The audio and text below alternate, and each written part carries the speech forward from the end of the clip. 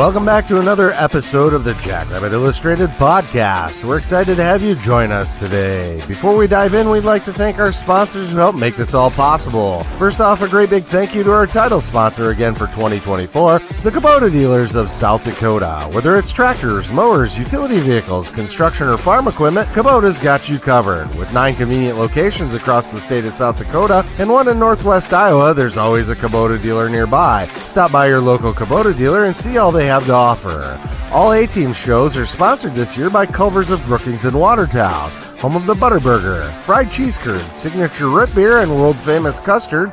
Culver's, welcome to Delicious. Next, we would like to recognize the support of our other A-Team podcast sponsors. Cubby Sports Bar and Grill, the best sports bar in South Dakota and home to the Jimmy Rogers Radio Show. Northwestern Mutual Wealth Management, see them for all your retirement and life insurance needs. And the Jackrabbit Former Players Association. And now, here is the A-Team. And we are back on another Victory Sunday. Man, we've just been rattling those off lately. So here we go. The Jackrabbits pick up a huge win against Montana, set to face the University of Incarnate Word again next Saturday at 11 a.m. bright and early. And it's me and Chad. Dallas is going to be here in a second. And SDSU's favorite podcaster, the Rev, Dustin Helton. Rev, how the heck you doing, buddy? Man, I'm doing great, guys. Good to be back. I don't think I've been on A-Team. I've been on B-Team. I don't think You've been on the A-Team with us. Are you sure? I'm I pretty had to sure. call you SDSU's favorite podcast. Oh, that's right. That's right. I didn't mean. I mean, like in a regular season, not a backtrack right yeah. there. Yeah, I forgot. I was almost. How can I forget? I was almost Stig. Yeah. No, it's great to always come on, man. So I appreciate you guys. Yeah. And the Rev is here to talk about the Incarnate Word and the Southland and what's maybe changed since we first saw them second week of the season, which is crazy that it's been that long ago already. So before we dive in, got to thank Kubota Dealers of South Dakota, 10 locations between South Dakota and 1 right across the border in Iowa. We had some cold weather, last week. And so I wanted to test out my tractor. And Chad, just what we had talked about, with some starting stuff, the block heater, we put it up to our friend John Colley and said, John, can we get a block heater? What do we need to do? And he said, you know what, guys, you don't need a block heater. All you got to do is warm up those glow plugs for about 30 seconds. That thing should turn right over. And you know what? He was right. And so I cannot wait to use my Kubota this winter. It's going to start so much easier. And that's the thing. These folks at Kubota and these Kubota dealers of South Dakota are here to help you out with whatever you need. So thank you, John. Thank you, your crew from across the state. Really appreciate your continued support. Next up. I was just going to say, just make sure if you store it in non-conditioned space that you treat your diesel fuel so it doesn't. Okay, that's treated. I know that one, Chad. Okay, I know that one. All All right. All right. Next up is Culver's of Brookings and Watertown. Rev, what's your Culver's order when you get to one? I've only been to Culver's once in my life. Okay, so what is it? What's your order? I got a burger and I got some cheese curds, and it wasn't as I didn't get a chance to go to the one in Brookings when we were there. I wanted to go. Yeah, I went to one in Frisco. Oh. And it's all right. I mean, I'm sure the one. Let me phrase this. It's like Whataburger outside of Texas. Okay, Whataburger outside of Texas is not as good as it is in Texas. I bet Culver's is better up there versus being down in Frisco. That's what it is. You want the freshness of home. So I bet Brookings is A+, and I can't wait to go there whenever I'm there. I had Whataburger once in San Antonio, and I was not impressed. And then go have it out of state, and you'll see it's worse. Oh, I had it in Fort Worth, and I'm just going to stick with Culver's. Culver's was great. I really did like Culver's. I really like cheese curds. I'm a big cheese curd fan. So all right, involving cheese curds, I will be all over. All right, you just got to get him into a curder burger, but you got to hit that at the right time. Yeah, right. Exactly. All right. So I plan to stop at Culver's after the game this Saturday on our way out of town. So that's going to be kind of a late lunch, early supper for me and Miles and my brother-in-law as we leave Brookings. So, yeah. All right. Let's talk about Montana. Huh? Let's do it. Yeah. Well, what is there to say? Not a fan of Bobby Houck. I'm just gonna throw that out there. Like, dude had to have money on the game. That's the only thing that makes sense, right, Rev? Yeah, like I don't get this. You have a guy in Logan Fife who's 7-1 touchdown to pick, ratio this year. He's played really well, and comes from Fresno State, and now he's leaving because you're letting some guy start based because upon the fact that he's a legacy. Like, what a waste! What a waste! You wasted a perfect opportunity to have a great quarterback that would take you far. And so, yeah, like, honestly, I don't feel bad for Montana or their fans because, like, this is what you get with Bobby Hauck as a coach. So, yeah. I think did Bad Beats? Did anyone see? Were we on that today? Because we had to have been. Didn't watch. Didn't see. Okay. There's like no way. Yeah, run the cover play. Yeah. Yeah. Right. Oh, so come on. Yeah. Yeah. So I thought the whole game, and I wrote this in Rants and Raves. It felt like we were playing with our food a little bit. It felt like times we got maybe too cute. It felt like sometimes we maybe got too predictable. It just felt like there was always something like, we could have anything we wanted, but at the same time, Montana's a good team too. And I suppose that's probably part of the reason why. I don't know.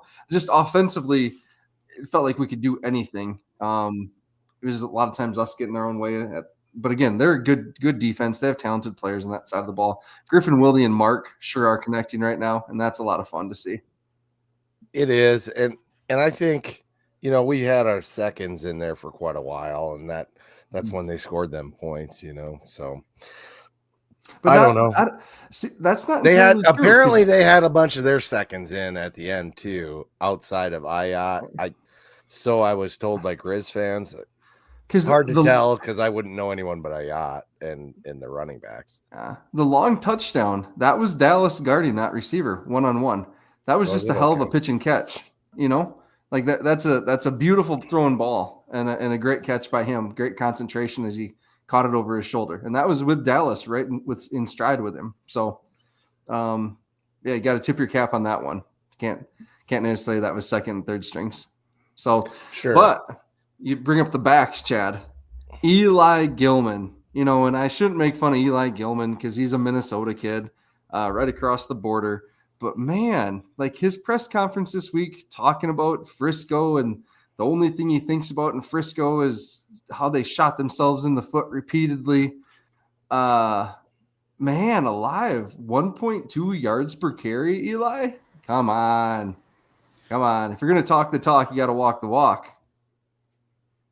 So, Rev, you look like you want to say something. Oh no, I just laugh because I think back to the Montana press conference last year after national championship game, and like Clifton Dow said, if I hadn't gotten injured, we would have won the national championship. Like, it's this hubris that you see from some of these guys just makes things like this all that more delicious to see happen. So, I'm like, keep it up, keep talking because you're not backing it up, and we're just all enjoying it.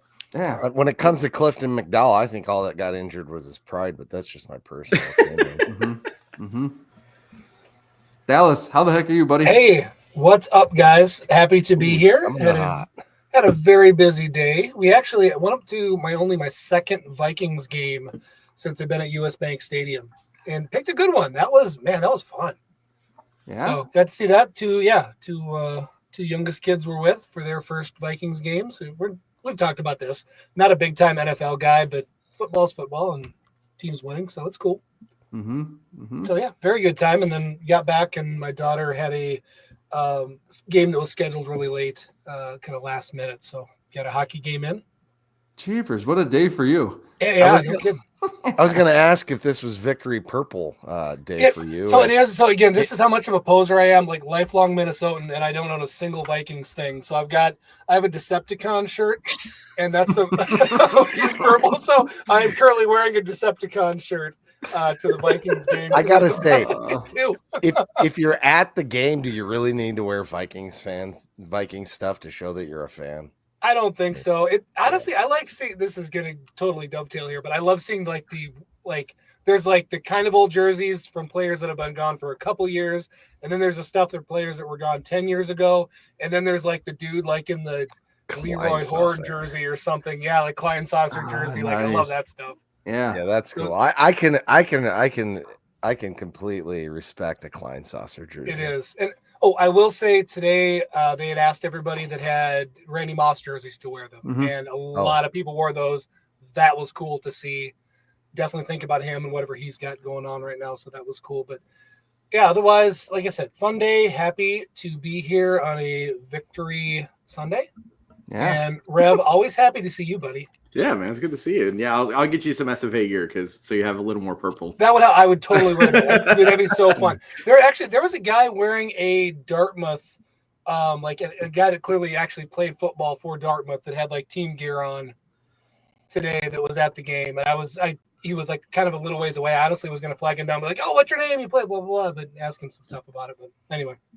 But yes, I would wear SFA gear to a Vikings game, 100%. Todd Stussy, 76. That's legit. So Brooks, yeah. So you are a fan if you have an O lineman or a lineman's jersey, I guess. If you have a Todd Stussy jersey, you just walk around grabbing other people's shirts and just holding on to them, because that's my memory of Todd Stussy. Is just penalty after penalty after penalty. Oh gosh, yeah, awesome. We're just general thoughts of the game, which is, I briefly just talked about offense, playing with our food a little bit. Yep. Defensively, stopping Gilman, and that's where we were. You heard that. Yep. So absolutely. Yeah, man, we've talked about it, but just a team that appears to be peaking at the right time. And I'm usually a little reserved this time of year, but I tell you what, guys, I'm feeling really good about where this team's at right now. All the things that were question marks have been answered, and the most stereotypical thing in the world is for a team in the playoffs. What do you got to do? Run the ball, stop the run, play great defense. Well, run the hell out of the ball. No one can run for anything, and phenomenal elite defense, and the coaching staff is making great decisions. And I also tweeted out that we've won the middle 6 to 8 minutes of the game repeatedly. Yep. Over and over again. Like I love where this team's at. Yeah. Even though we didn't score on like the second half of that middle 8, we still milked the clock. We drove the field, just had to end up having to punt, but it was a good middle 8, like Jimmy likes to say. So yeah. I'd like to ask John Cole, Mayor of Vermilion, thanks for tuning in, by the way, how he feels about his hand in having the scared money don't make money, like losing bet be that you have to run for mayor of your town. Like, that's gonna be you great. Caused that by showing up, dude. So thank you for that. We can't thank you enough for it.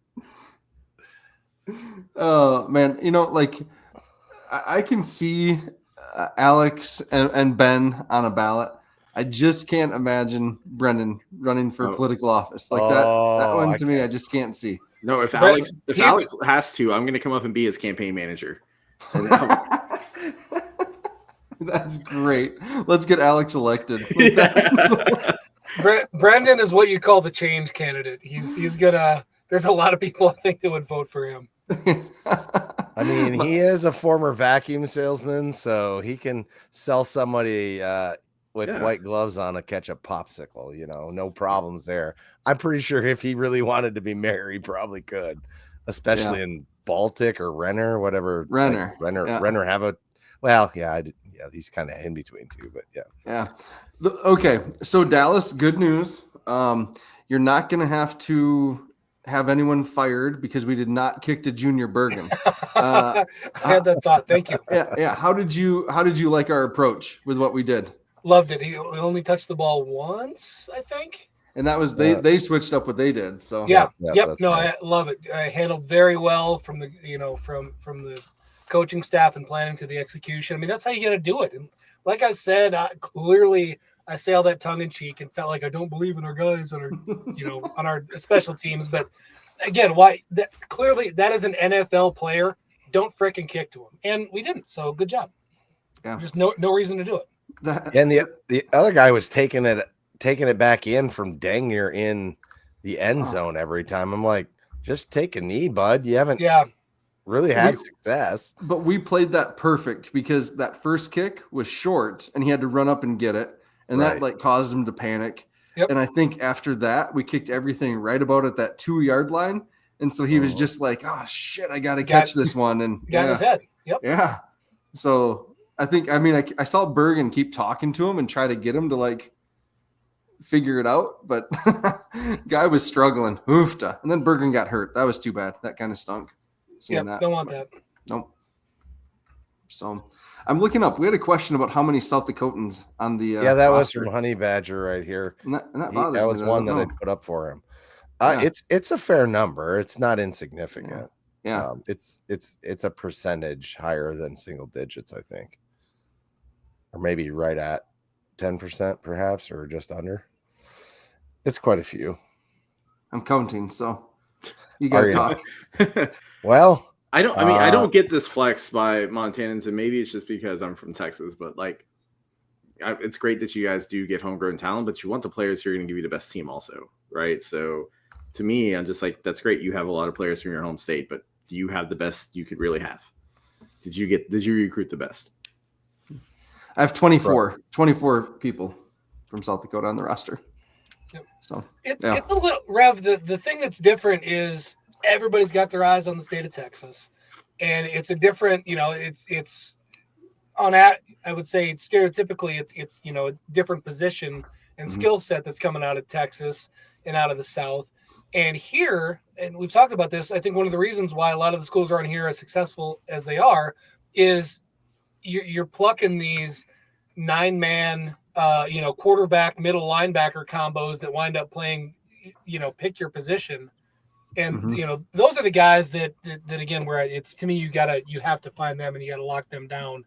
Because, some of them aren't even going to play college football because they don't even know they can. Yeah. So it's just, recruiting's weird up here. And to be fair, you guys do, grow big linemen up there more so than we do in Texas. All of you are, half a foot taller than you should be, than the average human is. So, yeah, it's funny. There was someone in line in front of me to go into the gate yesterday, and they turn around and go, "Hey, it's the Podfather." And I'm like, "Hi," just said hi. And then the wife goes, "You're taller in person than I thought you'd be." So, and I said, and I'm sorry if you're listening. I'm not making fun of you. It's just funny because we joke about it in our group because our podcast friends from across the country are a little bit shorter in stature. So, Chris Ammon. It's just kind of funny. Yeah. I didn't talk about it. Yeah, little. The entire JI group, we average 6'3.5", 6'4", somewhere in there. Yeah. That's probably the average. I'm on the low end at 6'1". Matt and I are about the same height, and I look probably shorter because I'm not as thin as Matt. I have never been called thin, so that left me speechless there for a second. I'm sorry. I love it. If you and I both turn sideways, I'm pretty sure I'm about as wide as I am either way. So. Stackable washer dryer combo Chad. Yeah. All right. Hey, so let's talk about Adam Bach here. Adam Bach was outstanding yesterday. He was indeed. That interception return and how he was stumbling, and they had the strength and balance to get himself back upright and run it in for the touchdown. That was cool. Tucker Large's interception. Oh, man. Hey, Matt. Yeah. Did anybody have him tabbed as the player of the game? I had Adam Bach. Yep. Yeah. Yep, that's me. Yeah, there you go. Yep. Yeah. But Dallas had Francel, Chad, you had Kobe, and Dan Furman's special guest picker had Durant's, and he's the one that caused the interception to Bach. So, correct. Yeah. So good job. We all did great. Yeah, as we're currently talking here, I'm going to go a different direction once we get to it here. And I haven't read Rants and Raves because I've been moving the entire day. Yeah. So I don't know who you picked, but I'm guessing I'm going to go in a different direction than you did. Okay. Well, we'll hear it then. All right. The other thing, 6 of 5 Hogs. I can't believe we've made it 20 minutes into the show and haven't talked about them yet. Really a dominant effort. That was incredible work. Mark didn't get touched for much of the game. When he did get touched, it was because he was extending plays. Just really good work. He had the one that knocked him out of field goal range, that just a missed assignment of some sort. But man, he looked good. And then some of the lanes that Angel and Amar had for them, I could have got 3 yards on it. So I feel confident in that. So You are looking thin. Yeah. He's a bit, Matt's a bit wasty compared to me, I'd say. Wasty. Wastier, yeah. Jeepers. All right. What else? I mean, both sides. So true to form this year, most of the game I ended up listening to because I was driving. And you could tell from the broadcast how well we were dominating both sides of the ball in the line. Mm-hmm. And that's the way that it should be. And then that again gives you a ton of confidence going into the next round of the playoffs here. But you could just tell. And yeah, like you mentioned, 6 of 5 Hogs, going back and doing a little rewatch last night and watching in the second half, just absolutely dominated. And, I don't know. Yeah, I'm not even sure if there's anybody to me that I saw that jumped out more than anybody else. But just having that kind of dependability, on the line was great. And the on the defensive side of the ball, just the disruption and the depth, that we were getting and closing up lanes and just preventing anybody from doing what they wanted in Montana on the offensive side of the ball was great. Yeah. So this is a good question here from Honey Badger. Is Gronowski's season better this year or last year with the Yankees? Ooh.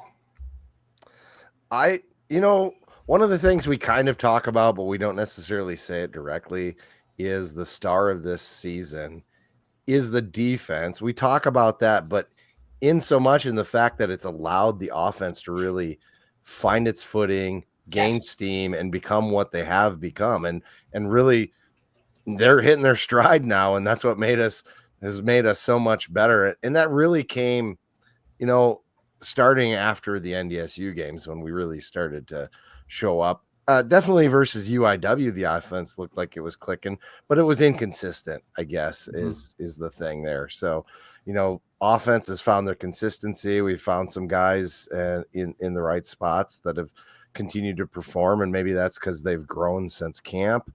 Like Lofton Ogrotsky. I always want to say Landon, and I know it's not that. Like Lofton Ogrotsky. I mean, dude's a beast. Like, I love it. And some of that's the other guy getting hurt, but definitely produces on the field. And he blocks kind of like a Yankee. And there's something to be said for that's needed. And what about Griffin Wilde? Did you happen to notice the play where it was that screen play with only the one other receiver blocking and he just completely faked out his guy? I mean, that's what you have to do on that play for it to be effective. And we've maybe struggled at that a little bit this year. And here he was just knocking it down. Yep. I would, that's a great question on the, is Mark's season this year, last year better? It's much more interesting this year. Watching the progression and again understanding that it isn't just Mark figuring things out. Like there's so many pieces to this. It's Coach Olson figuring stuff out and what he's got, and it's getting people in the right spots, and it's a couple of young receivers figuring things out, and it's a couple of tight ends that maybe were struggling a little bit early that are starting to get things dialed in. Like all of those pieces coming together, and it's really neat to see that. And again, it is all coming to fruition, I think, at the right time of the year. And yeah, Mark played a phenomenal game yesterday. And even if again, stats weren't probably all American stats, but god dang it, he did exactly what he needed to do, led the team, efficient, made great decisions. I don't know, he's having a hell of a year as far as I'm concerned. Scott Russ says it's a good thing. Some credit needs to go to our offensive coordinator staff too. 100%. They've really found a rhythm. It's not just one of them, there's two. And that's true, Scott, because we know that Mark really had a rhythm with Lujan. Like they had a thing. It was something that he could count on. He was really, really comfortable with Lujan. And then the change comes in. And I think some of it's, in talking to some people, we know that that's some of it, right? You just got to figure out how to deal with each other. I guess communicate is really what I'm trying to say there. And so I think we've seen that as a result of those guys figuring out what they need from each other and who's looking at what, how. Yep. And statistically, it's not even close. Last year was a better year. Like we know that. but the weapons were better, and he had better chemistry with it. That doesn't mean that these young guys aren't going to eventually reach that Zach Hines and Yankee level. They're just not there yet. And so to me, that's what's been impressive, is like that leadership from Mark, that patience from Mark. I mean, I can't think of a time this season, even in those early game struggles, where Mark lost his cool on the sidelines or on the field. I mean, how often do you see quarterbacks do that at any level, where they're frustrated because they're getting hit, or they're frustrated because guys are dropping the ball or running the wrong route?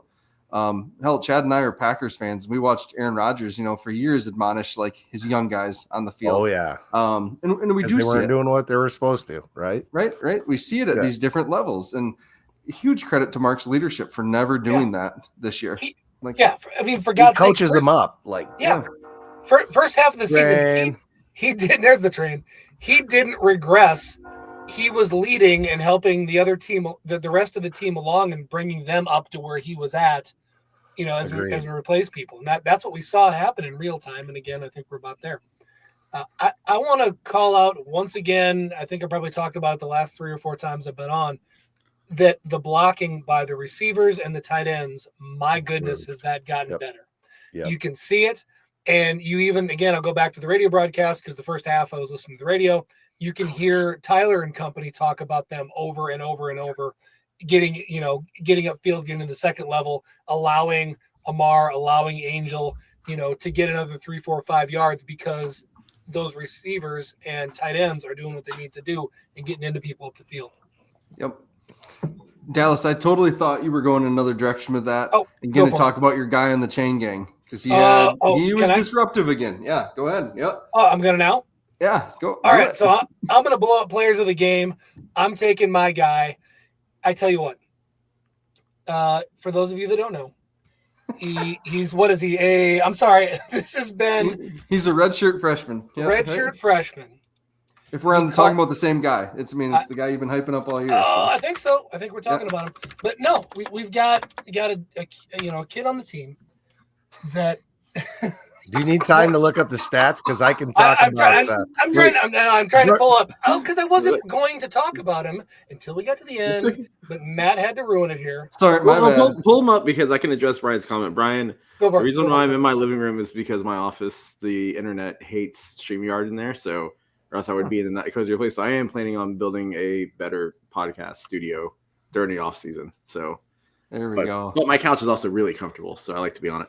Yeah. I just wanted to talk about what Brooks Nome says here. He says he's surprised they went exclusively with the young quarterback, meaning Ayat. Clearly they want to develop him.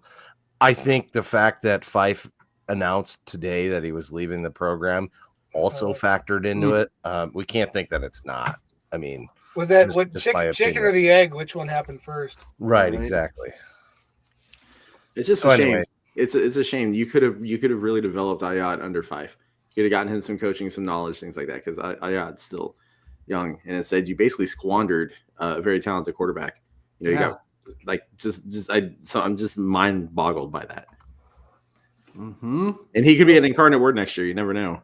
I like that. I saw that. That was funny. It was amazing to me how many of the Montana Grizzly fans complained in person about their coach not knowing football because he didn't play the right quarterback. I mean, he's the Farley of the Big Sky. Let's just be honest. It's time for him to go too. So, yeah. Only he looks less like Skeletor, more like Butthead. Did you guys all know I was going to say that before I got it out? Because you were all laughing early. I just always laugh at the Skeletor reference. So thank you for letting me pull it up, because I'd forgotten that Bryce Hawthorne, it was 2.5 TFLs, 1.5 sacks. Mm-hmm. And I've been talking about Bryce since we got to see him flash a couple times last year as a freshman in garage time towards the end of a couple of games. And Bryce has this balance of size and speed and explosiveness that is not common at any level. And if I said it last year, if he stays humble and keeps at it, we are going to be looking at a national attention, All-American type player. Bryce Hawthorne, he's a good player now, but man, he can be so good. God, he's fun to watch. And again, it's even those plays we talk about at defensive line. It's not all about the stats. Well, ridiculous stats, 2.5 TFLs, 1.5 sacks, but still disruptive, causing all kinds of problems on plays when he's not hitting the stat sheet. That was my pick player of the game, because I also thought, Chain Gang in general played very well, and you can make a case for a couple other guys, but I'm going with Bryce. Yeah. Yeah, the Chain Gang, with it, Jimmy said this, right? They just got to finish at the quarterback. And with someone like Ayat, who's really athletic, that's probably a little easier said than done. But some of those big runs or extending plays, getting the third down conversions, the longer ones, that's just because the D-line just missed the tackle. But that's all right, or just took a bad angle. We'll figure it out. It's a good learning moment, right? It's good to win and learn, at the same time. Some of that, I had a few thoughts on, we allowed the quarterback to get on and scramble a couple of times, and that's all they had for a run game. And I guess, I don't know the stats. Maybe I'm just talking. No, you're right. You're right. Okay. There's a couple big runs by Ayat. That's how it felt. But when you get a play that develops like that, it's not as simple as just saying, stay in your lanes and don't let him scramble. Those were plays that were long developing plays. And unless you're telling your defensive ends to go 3.5 to 4 yards upfield and post up like a basketball player, there's going to be a rush lane. That's just how this works. So it's not as simple as just saying, get him, because we were rushing 4-on-5 almost every one of those plays that did that. And again, when you've got, I think on most of those, if you go back and watch, at that point, all your receivers are at 8+ yards. So there's a ridiculous amount of real estate that's just open when that happens. So again, you hope that somebody breaks free, makes the quarterback make a bad decision early, but there's more to it again than just don't let him get outside. It's way easier said than done. Yeah. All right. Can I circle back to Hawthorne just a little bit? Yeah. I got to spend some time with his dad yesterday again, and what a great human being. Seems like a cool I'm glad we have those quality of individuals. And I know the guy's got an NFL pedigree playing for the Dolphins and stuff, but his kid's going to be right there, I think. And it's fun. It's fun when your dad and your mom are such awesome people to cheer for a guy like that and have him have success. So happy for that family.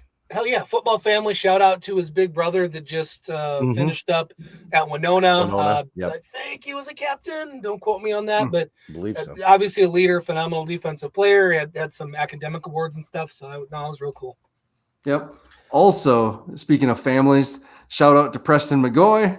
I know you're listening. And we don't care what Dayton says. Comment your heart out, Preston. So don't let Dayton stop you. Love seeing you, and thank you for buying me a beer, Sarah. Sure appreciated having a chance to enjoy a cold one with you at the stadium when it's cold outside and we can just chop it up. Yeah. I've always said, if any of my kids call me embarrassing, I'm assuming is that his dad? Yes. I just always assume, but I never ask. So if any of my kids call me embarrassing, I immediately jump to, I will show you embarrassing. If you think I'm embarrassing, let's go. Chime in, man. Let's go. Yeah. Seth Meyer talks about how Ayat was running, and the only reason that happened is because Gilman was making Bach follow him downfield. Well, right. Bach was like money on the coverage on that one, somewhat unfortunately, right? He had his guy and he was doing his 111th, but that's all you could ask. So there's Preston. All right. Excellent. Good. And him and Dayton look nothing alike. Yeah. I hadn't really looked at Dayton's picture. Matt and I were talking before the show, and he's top of the roster being 0. And I was like, oh my gosh, they look identical. Awesome. So, Friday night, I'm coming down. I'm staying over in Brookings Friday night, so I can be at tailgate in Brighton early with you, Chad. Miles is coming, and we are actually going to go eat at Cubby's. Miles has never ate at Cubby's before, so super stoked about that. I know. But Cubby's has brought back the J Italian nachos. Italian. J. I did. No, did. J. No. Yeah, Italian nachos. I did a poll on Twitter, and everybody went J.I. Italian. That's the way the poll went. So I'm calling them J.I. See, I'm the podfather. I'm going to call them J.I. Italian nachos. Pulling So, rank. I just pulled that So card. he said, just remember who cut your checks. Wow. Yeah, right. And Wow. and I am not a nacho fan, but I'm going to get nachos because I want Chad and Brendan and Alex to pay their $2 into this. So make sure, and Ben. So yeah, I'm going to do that. And Corey and Chris Schenkel. Yeah, all these folks. So good people. But no, I'm excited to be down there. Excited to check out Cubbies. It's been a while since I ate there, actually. So, yeah, really excited that. Really excited to take Miles for his first venture into Cubbies, and I'm not going to tell him any of the great stories from college. That'll happen someday. So, are you going to show him our flag? Yeah, take a picture by the flag. So that'll be awesome. Cool. Thank you, Cubbies, for your support and sponsorship. Really appreciate it. All right, game balls. So if you read Rants and Raves, I went with our tackles, our offensive tackles. I was going to go the whole 605 Hogs, Chad, but I know you'd get mad about that. So I just went with our two offensive tackles, Sam Hagan and Quentin Christensen. Phenomenal job on those defensive ends for Montana, picking up a lot of those outside blitzes, keeping Mark clean. Good job. I don't know. I can't say nothing about that. That's close to a position group, you know. Yeah, I know. What if it's the safeties? There's only two of them. Yeah, right. But anytime you've got 200-yard rushers, you know, that's clearly the sign something good's happening. Yeah. Dallas, what'd you come up with? Anyone? I was going to lean towards Wildy, but again, Mark did not have flashy numbers, but man, I thought he played well, and I appreciate what he did. But yeah, give me Wildy. Chad? Me? Oh man. I like what was said above about a Dupree setting the tone. I kind of felt that way too. Even though he maybe didn't have the flashy stats, I thought he was really getting after it. And I'm gonna give him my game ball for sure. So. Defensively, I went with Bach just because if you get a pick six, you get the game ball, you know, unless there's more than one. So that's where I went with it. And Dallas, you were going with Bryce? I'm going with Bryce. Okay. Hold on. I should pick an offensive one since I was just thinking overall. Oh. Yeah, I mean, Angel looked really good. Just following the blocks, not turning on the afterburner till he needs it. And he's going to get better, and he's going to be a problem. Yeah, the patience displayed. Hold on. Looking at comments here. Chad, I'm going to put this up. I am going to – sorry, GFW. I'm taking it back. I'm going to go with Mark because it's Ryan Gronowski's birthday. I saw that on Twitter. Happy birthday, Ryan. I'm going with your brother. Happy birthday, Ryan. Happy birthday, Ryan. You'll have to let us know how old you are today. Yeah. How many? Love the Cotton Eye Joe videos. Love it. Love them. Yeah. I didn't know that when I talked to him yesterday. I'd have wished you happy birthday in advance. Yeah. Although in Germany, that's considered bad luck. So. Oh, okay. Chad. Fun fact for you there. I was going to say, Garrett Meyer comments, Dallas Beanham made some great one-on-one plays. It was fun to see him get involved because we just don't ever get to see him because no one throws the ball to his side of the field. Mm-hmm. So how little have we talked about Dallas Beanham this year, right? Right. I mean, almost none since the beginning of the year, and that sucks, but clearly that means he's doing a great job. Yeah. I wonder how many passes he has actually been the primary target. I think I heard the primary defender. I thought I heard 3. I mean, wow. It's none, basically. It's bonkers. I don't know. I don't remember where I heard that. I probably made that up, but it was super minimal. That's funny. I probably made that up. Yeah. That's what we do here, isn't it? Yeah. On special teams, I know we don't normally do special teams. We didn't talk about him at all. Colton Tilford on kick coverage was insane. So Colton, 26, flying down the field, one of the smaller guys on the roster, just like Tucker Large. Just an animal. So backup safety, having a huge year. So, yeah.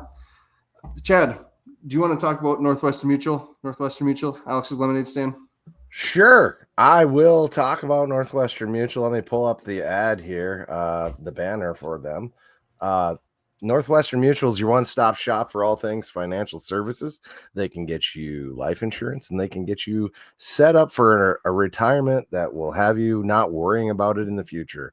Stop down and see Northwestern Mutual. Our friends who are helping sponsor the FCS Nation Radios, Alex's Lemonade Stand Challenge amongst the players. I have not pulled that up, but I will here shortly. Yesterday, the pudding shots raised $370. So thank you, everybody that chipped in. That's quite a lot of money on a playoff game when we have less people in the tailgating lots. So we did really well, I thought. We're approaching $4,500 there for total for pudding, right? Wow is right for pudding shots alone. So I think that's noteworthy. I don't know where that comes in versus any other single funding source other than corporate stuff. But that's pretty cool that we're able to raise quite a bit of money there. It's only like a quarter of Mark's total though, because Mark's just been killing it. You guys doing Jim Poppin doing all the lemon top challenges. And so, yeah, Northwestern Mutual have been great partners and can't say enough good things about them. Yeah. All right. Thank you very much, Chad. Thank you, Northwestern Mutual, and Chris Schenkel, your office down in Sioux Falls. All right, Rev, what do we need to know? What's going on with Incarnate Word? Well, it's really fun to see a rematch, honestly, because I think both teams are playing better than they did when y'all played earlier this year, if I'm being 100% honest. You guys are getting hot at the right time. Your offense it seems like it's clicking a little more. Your defense has definitely been on top of it. And I think that's a scary thing for Incarnate Word, because you will be the toughest defense they played this year outside of SFA, who statistically was one of the best defenses in the FCS.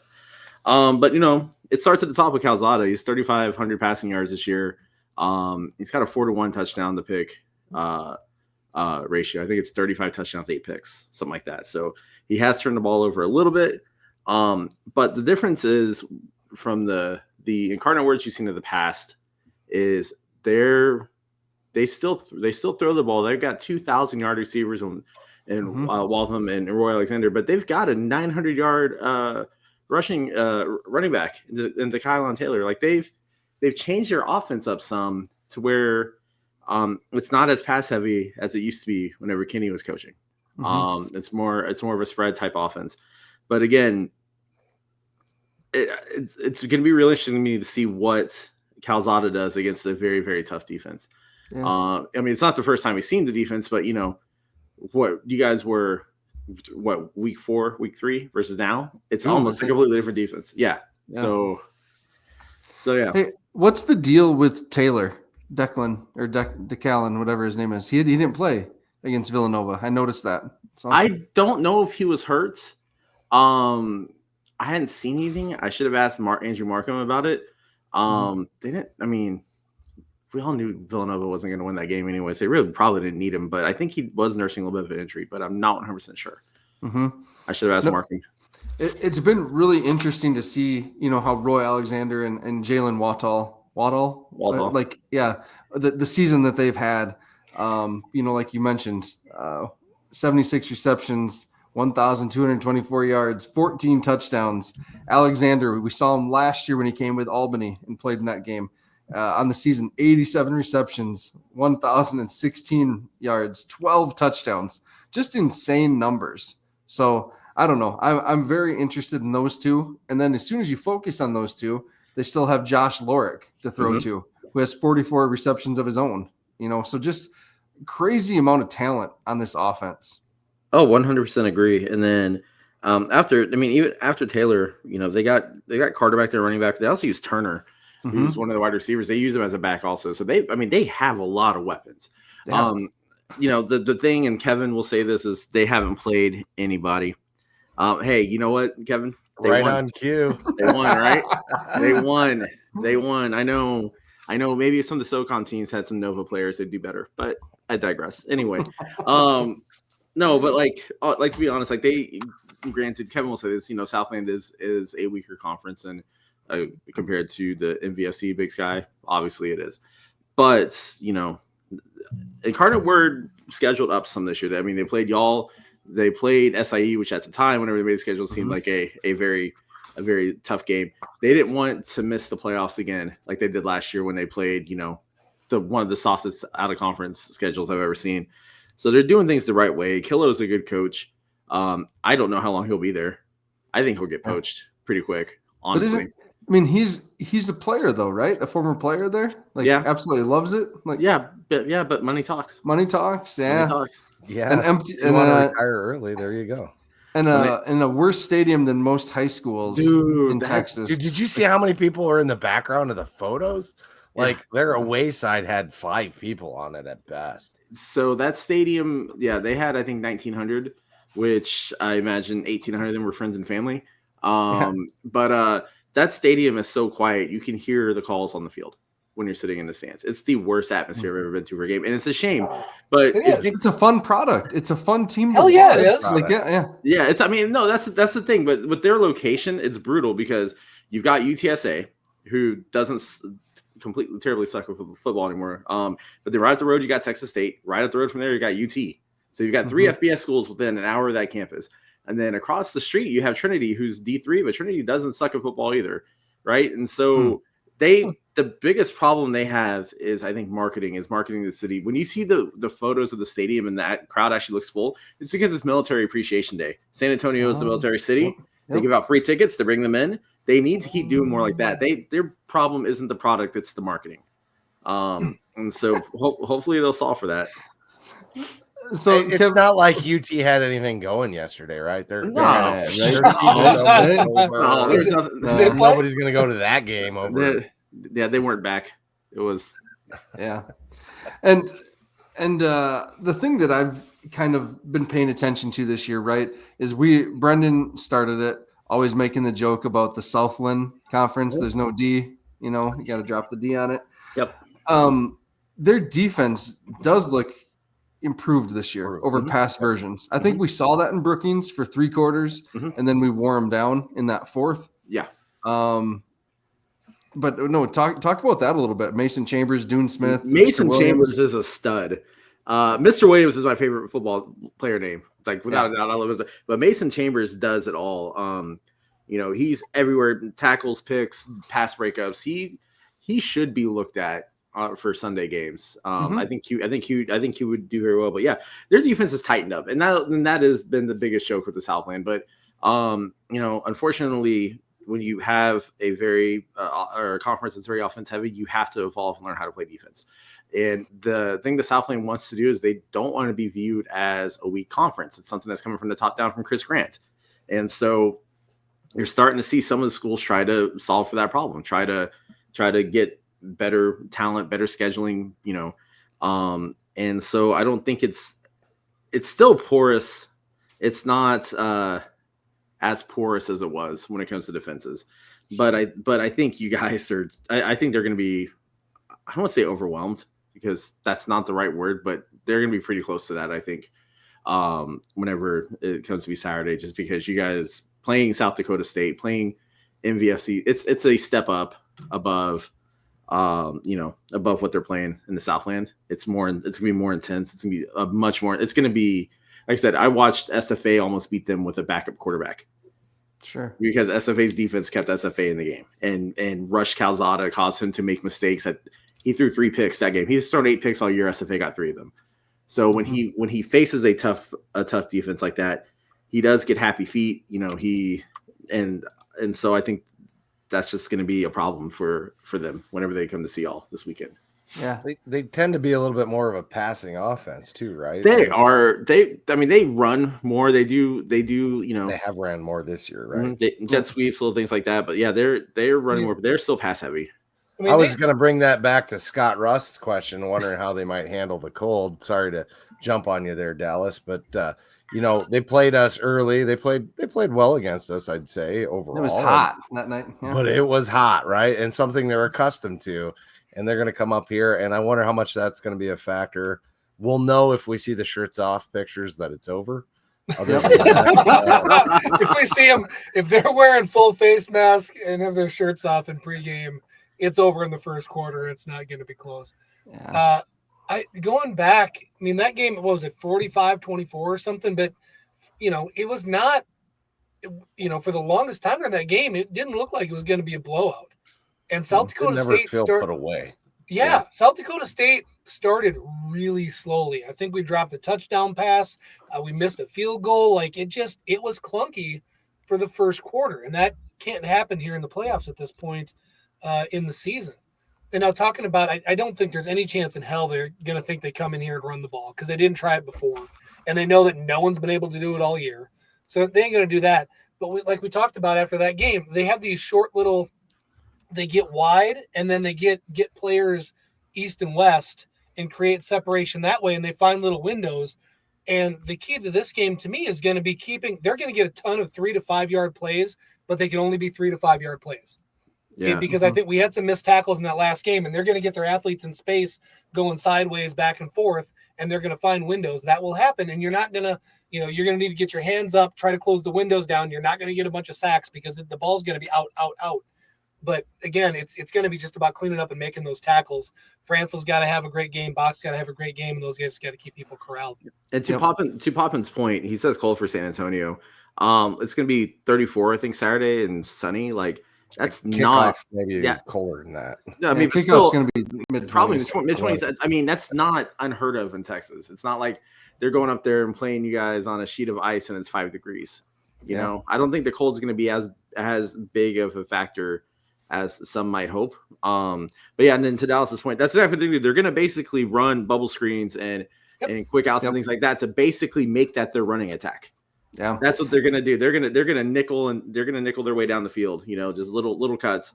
And that's what they have to do. The longer they keep Calzada out on the field, the better a chance they have to win. They have to keep y'all's offense off the field. They have to work your defense. And I know that sounds weird because I think South Dakota State's defense better than the offense. No offense. Offense. Your offense is good enough. Your offense is good enough to win the games, but your defense is putting them there. And so that's going to be the biggest challenge for Incarnate because they have to keep Gronowski off the field. Yep. I wonder how we approach that because didn't they score on a bubble screen in the first matchup? And it was kind of shocking. Like we haven't seen that in a long time because Dyshawn was so good at blowing those up. Yes, and before him, Don Gardner, and before him, Jordan Brown. We've had this run of cornerbacks, and so I know that that's not necessarily like Dallas Beanham's game to be up there and be super physical like that. So I wonder if that's we're going to see Kobe Humphrey right there, or Stephen Arell, or even Tucker Large, get him out there, just to let him use his instincts. So I'm really interested to see how we approach kind of that screen game that you're talking about, Rev. So. Yeah. Yeah. I mean, in Incarnate Words, granted, they went up to North Dakota State 2 years ago, almost pulled that game out had they not made some questionable coaching decisions. Like, I know Kevin hates them, but they're not as bad as I think he's being a little hyperbolic on how bad they are. I'm sure on his show he'll say that South Dakota State will win by 21, and they might, but I think it's gonna be something similar to the game you saw in September. Maybe you guys pull away a little bit earlier, but I think they're going to hang in for a bit. I don't, the one thing Killer's really good at, he's good at adjusting. We've seen it with some of his games. And so I think it'll be fun to watch. But I don't think it's going to be as dominating of a game, as we've seen for South Dakota State against other foes this year. Now watch I say that, and you guys went by like 40 or something. Well, you play a team twice in 1 year, and the entire game, or at least the first half, it's all about self-scouting. Yeah, you have to get in the mindset of the other team and understand what they're going to do and make a correction to what that you think that they are going to exploit. And so it's all going to, a lot of it again, the first quarter for sure. We're going to see which coaching staff wins. Yeah, and it's really hard to beat a team twice in a year, and we all know that for multitudes of reasons. Because if a coach can adjust, a coach can look at what happened the first time and you take the lessons from it. But again, I still think there is a gulf, a bit of a gulf of talent between where Incarnate Word is and then where South Dakota State is. No, and Seth Meyer brings up a good point. Tucker Large missed a good portion of that game. He was very banged up after the Oklahoma State game. Tried to tough it out for a couple of weeks, and then he missed 3-4 games in a row Yeah. Kind of healing up all these different things. So just having him in this game, huge difference maker, in my opinion. So I like that, having him on the field for sure. Did you put up Brian Williams' comment about the D line being better? Yeah. Yep, right there. So that's interesting. But I if I remember right, we gave up some pressure this year, at least early on. That was, and again, we had a very new, fresh offensive line that hadn't all played together much. So maybe it was just a product of that, But I do. Yeah, they're gelling now. I didn't go again. Played fantastic. Probably the best. Maybe outside of the Bobcats, I would say definitely the best offensive line in the country. Yeah. So, anyway, sorry, go ahead, Chad. No, sorry. I think my slow internet causes me to run on top of you guys a little bit more. I was thinking about that. But Matt came over at half, and one of the things that I pointed out to him or asked him about, I guess, is like, did you see how much time Mark had on that one throw in the south end zone? Mm-hmm. It was ridiculous. He had a good 30 seconds, no one near him, and you could see him go through his progressions at least twice, I think. Yep. Just for the right guy to get open, not just kind of open. It was a thing of beauty to see the 605 Hogs give him that much time. Yeah. And I think we'll see that more, on Saturday. Mm-hmm. No, I like this matchup for us overall. I think it's going to be kind of an interesting game. Did we see the Tucker return a punt? I don't think he's going to return punts. I don't think so. Yeah, just again with his banged up, he's still pretty banged up. So guessing there's going to be some off-season surgery and stuff in his future, likely. So the punts, looking at the stats before this, Incarnate Word has switched punters, it looks like. Lonegren's no longer their punter. Oh. But they're both averaging less than 40 yards a punt. So the opportunities to return a punt are going to be few and far in between, just with the distance not being there. So, yeah, kind of interesting. What else? I don't know. I'm excited for this game. This should be fun. Is there, just we're getting close to time here, is there any chance that anybody is overlooking this game or thinking ahead to a potential return trip to Fargo the following week? Is that a concern? Gee, I sure hope not. I wouldn't think so. I think that Incarnate Word is enough of a brand now, and everyone remembers how they almost beat NDSU in Fargo a couple of years ago, right? Everyone knows that. I think the team should remember how much of a dogfight it was in that second week of the season. Even if we didn't play our best, they were still growing and learning too. So, no shot, Brian. Thank you, Brian, for putting me in my place. You know what? Sometimes we just serve up questions here to get a response, and that's what I'm doing. Yep. So that's where I agree with Brian. So do I. I just thought I'd ask the question. All right. Hey, Dallas, what's going on with JFPA? JFPA, you asked what's going on. I don't know of anything new, but what we do want to talk about is, again, another reminder, former players that are out there, make sure that you're involved. Please join. We're modeling this after a handful of other programs in the country. Does amazing things for the football team. All the money goes directly to the guys, provided some meals, helmets, all sorts of cool stuff. And we need to, keep everybody together and help grow this, because nobody's going to care more than us. Nobody's going to have more of an impact than former players. So, even if you're new, if you've got buddies that, that haven't joined, even if you didn't play all 4 or 5 years, get involved with the JFPA, reach out, talk to Ryan McKnight, get involved. The initial investment is very small, but again, just having that sense of brotherhood and helping out is absolutely worth it. Please do it. And if fans want to help out that cause a little bit too, they have their gear store, and they have some really unique and cool gear too. So you could go ahead and check that out. Yep. And Ryan said they're at 405 members currently. Nice. Last year they finished at 527. So if you have not got your membership in yet, get it in.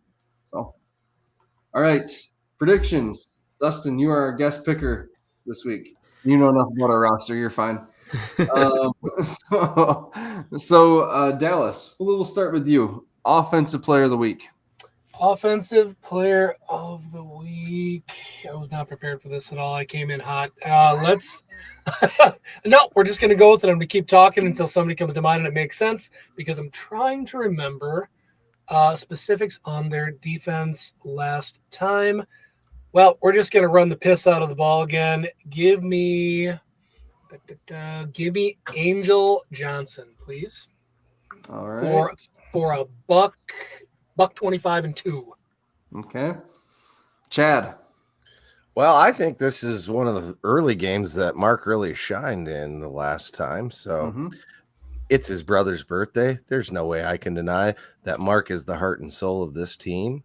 And Mark's going to have a day. It'll be as he says, great day to have a day. Great day to have a day. There we go. Oh, man. I am going to go with I kind of want to go with GF Dub, but that feels too easy right now.